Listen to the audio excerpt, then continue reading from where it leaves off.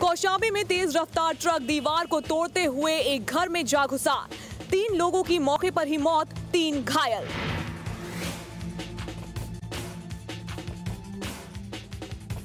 इस ट्रक के परखच्चे उड़ चुके हैं और ये घर भी मलबे का ढेर बन चुका है। कोखराज थाना क्षेत्र के कल्याणपुर इलाके में ये हादसा उस वक्त हुआ जब NH2 पर कानपुर की तरफ से आ रहे इस ट्रक के ड्राइवर को झपकी आ गई। इसके बाद तो हवा से बातें करता बेकाबू ट्रक सड़क के किनारे बने मैकुलाल नाम के शख्स के घर में जा घुसा। दीवार तोड़ता हुआ ट्रक घर की दहलीज तक जा पहुंचा। इस हादसे में ट्रक में सवार खलासी सहित 3 लोगों की मौके पर ही मौत हो गई, जबकि मैकुलाल के घर के 3 लोग बुरी तरह से जख्मी हो गए, जिन्हें जिला अस्पताल में भर्ती करवाया गया है। गाड़ी चलाते वक्त ड्राइवरों को नींद आने की वजह से ऐसे कई मामले सामने आ चुके हैं। बावजूद इसके ड्राइवर सावधानी नहीं बरत रहे हैं। नैनीताल के बिरला चुंगी के पास स्कूली बच्चों से भरी बोलेरो खाई में गिरी। 13 बच्चे घायल, ड्राइवर की हालत गंभीर। बोलेरो फिसलती हुई गहरी खाई में चली गई। बताया जा रहा है कि गाड़ी का टायर निकल गया था, जिसके चलते ये हादसा हुआ है। बोलेरो को खाई में गिरते देख आसपास के लोग मदद को दौड़े और सभी घायलों को BD पांडे जिला अस्पताल में भर्ती कराया गया। बोलेरो में 13 बच्चे थे, जिसमें से एक को गंभीर चोट आई है, जबकि बोलेरो का ड्राइवर भी गंभीर रूप से घायल है। स्थानीय लोगों का कहना है कि एम्बुलेंस और पुलिस वालों को तुरंत हादसे की खबर दे दी गई थी, लेकिन उनके आने से पहले ही सबने मिलकर घायलों को अस्पताल पहुंचा दिया। गनीमत रही कि बोलेरो को खाई में गिरते आसपास के लोगों ने देख लिया और घायलों को तुरंत मदद मिल गई, नहीं तो किसी की जान जा सकती थी। नोएडा स्थित गेल इंडिया के सब स्टेशन से महज कुछ ही दूरी पर लगी भीषण आग को फैलने से रोकने के लिए कड़ी मेहनत करनी पड़ी दमकल की 2 गाड़ियों को।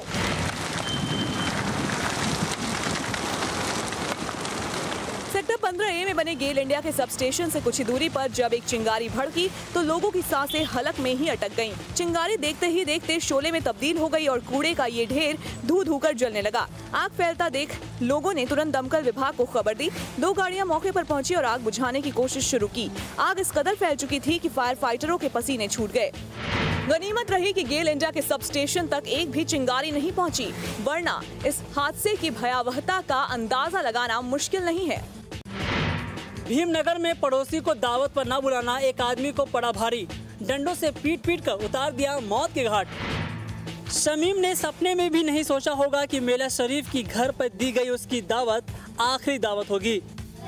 आज शमीम एक जीते जागते इंसान से लाश में तब्दील हुआ है, तो उसकी वजह वही दावत है।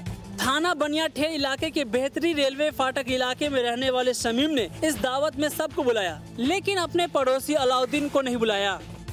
अलाउद्दीन ने इसे अपनी तौहीन माना और दावत के दूसरे दिन शमीम के घर में घुसकर उस पर लाठी डंडों से हमला कर दिया।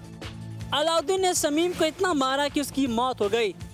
इस घटना के बाद गुस्साई भीड़ ने अलाउद्दीन के घर पर धावा बोल दिया और जमकर तोड़फोड़ की। उसकी तुरंत गिरफ्तारी की मांग को लेकर लोगों ने सड़क पर जाम भी लगाया। पुलिस के आला अधिकारियों ने आरोपी की जल्द गिरफ्तारी का भरोसा दिलाकर लोगों को शांत कराया, जिसके बाद ही जाम खुल सका। मेरठ में पिछले 1 महीने से लापता लड़की कंकड़खेड़ा के जंगल से बरामद। शरीर पर कई जगह चाकू से गोदने और सिगरेट से जलाने के निशान। हाथों पर जख्म के ये निशान ये बताने के लिए काफी है कि इस मासूम सी लड़की के साथ इंसानों ने कितनी हैवानियत दिखाई है। घर के बाहर से 4 लड़कों ने 1 महीने पहले इसे अगवा किया था और एक कमरे में बंद कर इसे यातना दे रहे थे और इसके साथ दुराचार कर रहे थे। ये लड़की मेरठ की खता रोड की रहने वाली है। चारों लड़के इसे कंकड़खेड़ा के जंगल में छोड़कर निकल गए। सुबह जब गांव वालों ने इस लड़की को घायल हालत में रोते देखा तो पुलिस को खबर दी। स्थानीय लोगों की खबर पर पुलिस इस लड़की को थाने ले आई और पूछताछ के बाद इसे मेडिकल चेकअप के लिए भेज दिया। पुलिस का कहना है कि ये आपसी विवाद का मसला है और पारिवारिक कलह की वजह से ही इस लड़की को अगवा किया गया था। प्रबुद्धनगर में जमीन विवाद को लेकर 2 पक्षों में जमकर हुआ बवाल। एक की मौत, 6 लोग घायल। इस गाड़ी को देखकर अंदाजा लगाया जा सकता है इसमें जिन लोगों ने तोड़फोड़ की है वो किस कदर गुस्से में रहे होंगे। सड़क पर लोगों का हुजूम जमा है और उस हुजूम के बीच खून से लथपथ कई लोग भी बैठे हैं। पुलिस वाले अपनी छानबीन में लगे हैं। अब आपको बताते हैं इसकी वजह। कैराना थाना क्षेत्र के बीबी हरियापुर निवासी बुट्टा सिंह ने गांव के ही एक शख्स से शराफत से 32 बीघा जमीन खरीदी थी। उस जमीन पर 87,000 रुपए का कृषि ब्याज बकाया था, जिसके चलते दाखिल खारिज की प्रक्रिया नहीं हो पा रही थी। इस बात को लेकर बुट्टा सिंह और शराफत के बीच विवाद हुआ और इसी के बाद शराफत गुट ने बुट्टा सिंह पर हमला बोल दिया। इसमें एक व्यक्ति की मौत हो गई, जबकि करीब आधा दर्जन लोग जख्मी हो गए हैं। पुलिस ने इस मामले में 5 लोगों को हिरासत में लिया है और इसके बाद पुलिस अब मामले की छानबीन में जुट गई है। महाबोधि एक्सप्रेस के मुसाफिरों ने कानपुर स्टेशन पर जमकर किया हंगामा। एसी खराब होने से नाराज थे यात्री। महाबोधि एक्सप्रेस के यात्री कानपुर स्टेशन पर गाड़ी छोड़ प्लेटफॉर्म पर उतर आए। इन यात्रियों का कहना था कि B1 AC कोच का AC नहीं चल रहा है। दिल्ली स्टेशन और अलीगढ़ स्टेशन पर उन्होंने कंप्लेन की थी, लेकिन कोई सुनवाई नहीं हुई। कानपुर में भी गाड़ी पिछले 2 घंटे से खड़ी थी, लेकिन किसी ने AC ठीक करने की जहमत नहीं उठाई। समस्या ये है कि इसमें AC चल नहीं रही है और अलीगढ़ में आधा घंटा गाड़ी रोकी गई, कंप्लेन लिखाई गई, सब कुछ किया गया, बल्कि अभी तक यहाँ कोई साल उसका नहीं हुआ। दिल्ली से गया जा रहे लोग AC खराब होने के चलते खासा परेशानी में थे। जनरल कोच होता तो शायद विंडो खुला होने के चलते ज्यादा दिक्कत नहीं होती, लेकिन AC कोच में AC खराब हो जाने से यात्रियों की हालत खराब थी।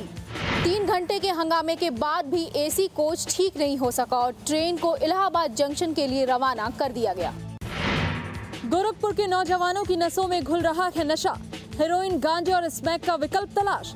चोरी छिपे ली जा रही है नशे की हैवी डोज। ये 5 तस्वीरें देख आप एक बार की चक्कर खा गए होंगे।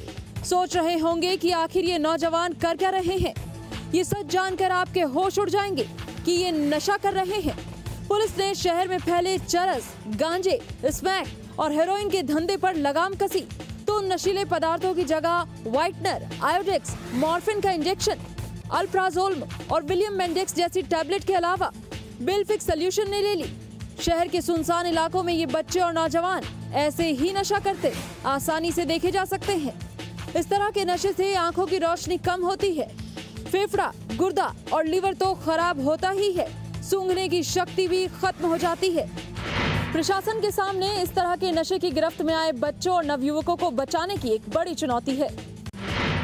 संत कबीर नगर की नगर पालिका को नहीं है कोई परवाह। शहर में जगह जगह पर लगा है कूड़ों का ढेर, तो नालियां भी कई महीनों से नहीं हुई है साफ। जगह जगह कूड़ों का ढेर लगा है, ना कोई साफ करने वाला, ना कोई देखने वाला। महीने बीत गए लेकिन कूड़ेदान से नगर पालिका के कर्मचारियों ने कूड़ा नहीं उठाया। नालियां तो लगता है साल भर से साफ नहीं हुई। सब्जी मंडी में जमा पानी इतना बदबू मारता है कि आसपास खड़ा होना मुश्किल है। स्थानीय लोगों का कहना है कि यहाँ के 25 वार्ड की कमोबेश एक जैसी ही हालत है। 25 वार्ड है, 25 वार्ड में कूड़े का अंबार लगा हुआ है।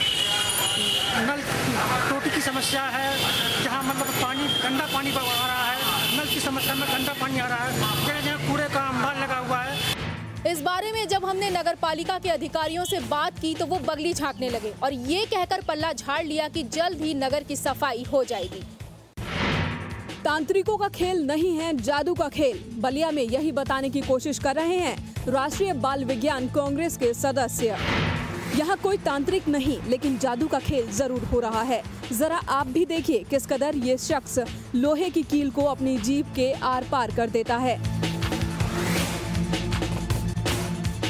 अब देखिए कैसे ये लकड़ी पर पल भर में आग लगा देते हैं।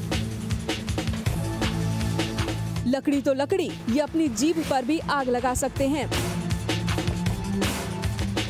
ये सब जादू का खेल नहीं, हाथ की सफाई है, जो कोई भी थोड़ी सी प्रैक्टिस के बाद कर सकता है। तांत्रिक लोग आपको ठग ना सके, जादू के नाम पर आपको बेवकूफ ना बना सके, इसके लिए ये लोग आम लोगों को जागरूक कर रहे हैं। जादू के खेल में हाथ की सफाई ज्यादा होती है। मजे के लिए इसे देखिए, लेकिन इस पर विश्वास मत कीजिए।